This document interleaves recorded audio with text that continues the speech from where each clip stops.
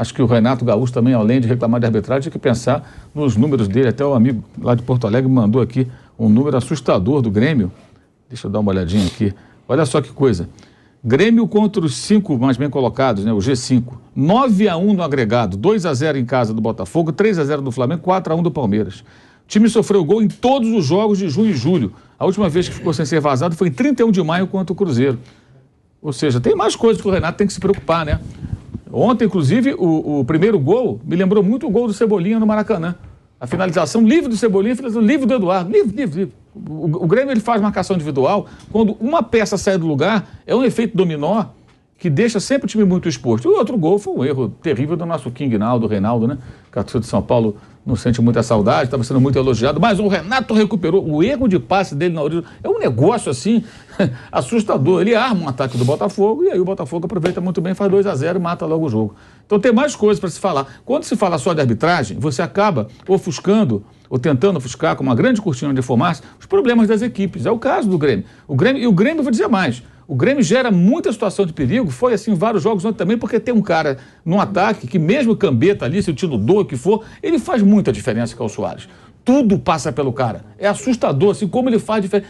Esse tipo de jogador jogando no Brasil, mesmo sem as melhores condições físicas, mostra a diferença de um jogador de primeira linha no futebol internacional quando ele se insere no futebol sul-americano. A diferença que faz, se o cara tiver condições técnicas mínimas, físicas, ele tem mínimas, digamos, né? Não são máximas. As deles são razoáveis, digamos. Como faz diferença? Tira o Soares e muda completamente. O Grêmio é outro time. É só pegar os jogos em que ele não participou, você vê a diferença. Então ele gera muita situação de perigo. Mas o time é muito frágil defensivamente e ontem isso ficou provado de novo. O Botafogo, ao contrário, sustenta ali valentemente, pressão tremenda. O Botafogo tomou mais de 20 finalizações para o Cuiabá. Pouca gente lembra, sabe disso. O Cuiabá finalizou 23 ou 24 vezes, foi uma pressão danada do Cuiabá e ganhou de 1-0. Flamengo a mesma coisa, ontem a mesma coisa, Palmeiras finalizou 15 ou 16. Teve vários jogos aí que o Botafogo foi muito 22. Pressionado e ele sustentou. Esse é um ponto, aliás, que eu acho que é preciso prestar atenção no Botafogo. Até quando um time consegue, em vários jogos, teve jogos contra o Atlético, Fluminense, que ele foi melhor. Ele se impôs, dominou o jogo, ganhou. O São Paulo finalizou mais do que o Botafogo. Primeira rodada. São Paulo estava quase virando o jogo. De repente, o Perry fez 2 defesas incríveis. Jogaram a bola na área do São Paulo, pimba, 2-1, o Botafogo ganhou o jogo. Foi logo na primeira rodada. A questão do Botafogo, além da chegada do Bruno Lage, que é um outro técnico, a gente não sabe exatamente como ele vai trabalhar, o perfil dele não é muito diferente desse perfil do time do Botafogo. Pouca posse de bola e tal. Eu acho que é bem parecido. Mas além do novo técnico e como ele vai lidar com isso, é o Botafogo conseguir manter esse aproveitamento, que é muito alto.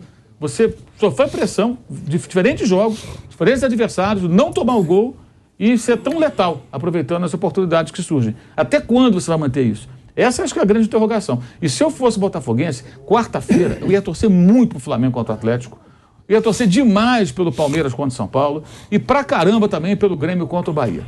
Porque os três continuando nas competições diversas é excelente pro Botafogo. O Botafogo tem que esquecer o ódio que ele tem do Flamengo, que ganhe na quarta-feira. Eu duvido que esqueça. Fica jogando aí vários jogos. Fica jogando vários jogos aí e deixa a gente quieto, porque é melhor. Claro. Porque se o Flamengo sai da Copa do Brasil na quarta-feira, tem um impacto inicial da eliminação, mas depois tem semanas livres, mais treinamento, jogadores mais inteiros. E aí você faz o quê? Bem, agora não tem a Copa do Brasil, o brasileiro passa a ser mais importante do que ele já é. Porque, na verdade, às vezes acaba nem sendo mais importante.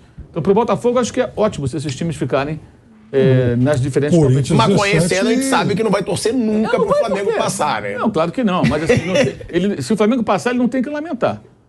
Porque, assim, a mobilização do Flamengo, até do Palmeiras, fora da Copa do Brasil, vai ser completamente outra.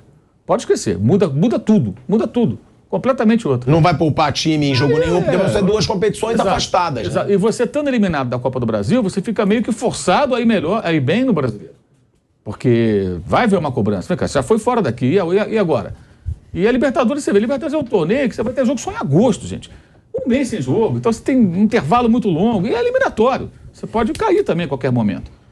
Então acho que esse é um ponto muito relevante para as aspirações do líder do campeonato. O Corinthians 17 ele caiu precocemente da Copa do Brasil e jogava o Sul-Americano esperando pro Racing. Né? Sim, nas oitavas. Ficou cedo. Ficou jogando uma coisa só, e os outros não. Isso fez muita diferença. Agora, o Botafogo, né? A gente falou sobre a situação do Botafogo, como disse o Mauro. Agora, foi um jogão também, né, Piperno?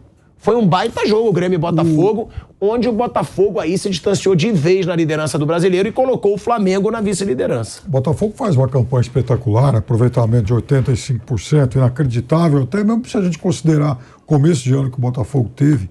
O Botafogo toma meio gol por jogo, é outro negócio espantoso, né? A defesa está muito bem.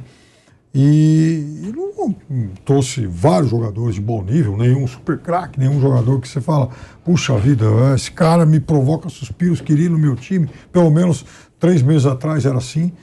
E o fato faz uma campanha notável. E assim, tá dando tudo certo, time jogando muito bem. O Eduardo, né, que fez um dos gols ontem, é um cara que ele é um jogador que se move com muita inteligência. É incrível que ele sempre recebe a bola onde está desmarcado, né? Um cara que se posiciona muito bem no jogo. O Lucas Perry fazendo coisas absurdas. Ontem ele fez uma defesa num chute do Reinaldo inacreditável, né? Ele espalmou para frente. Até acho que ele poderia ter espalmado melhor a primeira bola, mas aí o Reinaldo chuta cruzado, ele volta meio que no contrapé e tal e consegue defender. Enfim, tá dando tudo certo. E o Grêmio, do meio para frente ofensivamente, é um time que está forte também, é um time que está com um repertório legal, mas, primeiro, de fato, é muito dependente do Soares, e segundo, o Grêmio joga com 3 zagueiros, os 2 laterais espetados, João Pedro de um lado, o Reinaldo do outro, nenhum também, óbvio que é uma sumidade, mas ofensivamente rendem bem. Agora, quando o Renato tem que tirar um zagueiro que ele quer mudar a estratégia, aí o time é muito, muito, muito vulnerável defensivamente, né? Dos 3 zagueiros do Grêmio, nenhum deles hoje é um jogador de alto nível, né? A gente está falando do Bruno Alves, a gente está falando do Kahneman, que já está, enfim, veterano, o Bruno Vini. E é diferente, por exemplo, é curiosa a diferença em relação ao Cruzeiro. E vale paralelo porque são os 2 dos 4 que subiram. O Cruzeiro tem a 2ª melhor defesa do campeonato e uma dificuldade ofensiva tremenda. O Grêmio joga bem na frente e lá atrás o time ainda está muito fraco. Agora, para quem veio da Série B, está disputando a vice-liderança do campeonato, eu acho que até aqui o campeonato do Grêmio é mais do que honroso. Bruno. O Botafogo... Não, break. A gente vai para um break na Rádio Jovem Pan. Seguimos no YouTube. O Botafogo é uma coisa muito interessante, como ele resiste muitas vezes à pressão.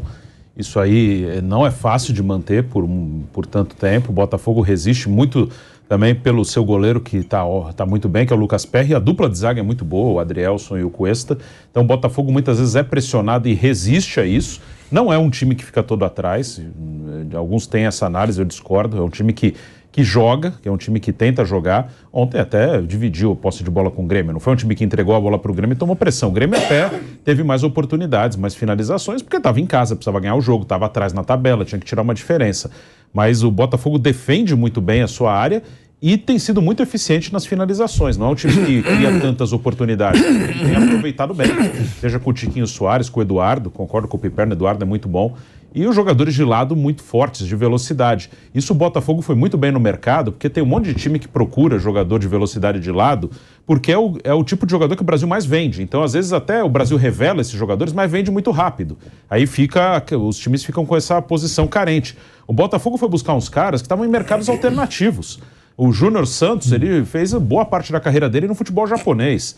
O Vitor Sá, ele estava jogando nos Emirados Árabes, mas antes acho que ele chegou a jogar na Alemanha, acho que jogou na Áustria também. É um jogador com esse currículo. O Luiz Henrique era do Botafogo mesmo, foi para a França e voltou. Mas tem vários no elenco do Botafogo que fizeram carreira na Bulgária, na Áustria, no Japão.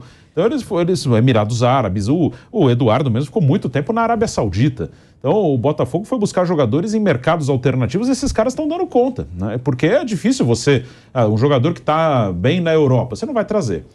Tirar um jogador de um outro clube brasileiro que tenha uma condição financeira boa, você não vai conseguir. Então o Botafogo foi muito bem também nessa análise de mercado, buscando uns caras aí que não estavam nos principais mercados e que estão funcionando bem. Não, e além dos pontas, né, o Tiquinho Soares, sim, que já jogou muito no Porto. E estava na Grécia. Né? Ninguém falava no Tiquinho Soares e é o artilheiro do brasileiro, é o cara desse time do Botafogo, que dizem que também despertou o interesse da Arábia. Isso que o Bruno falou, de jogador de lado. Por exemplo, se o Botafogo joga com o Júnior Santos, aquele cara forte, ele parece até o Júlio Batista um pouco. Sim. Aquele cara forte, tal, enfim, do lado direito que corta para dentro. Aí se ele opta pela entrada do Segovia, aí ele tem um cara com mais perfil de ponta, enfim, aproveitar corredor, habilidoso. Tá? Então, ele era do Guarani do Paraguai. Sim. Tá muito bem balanceado.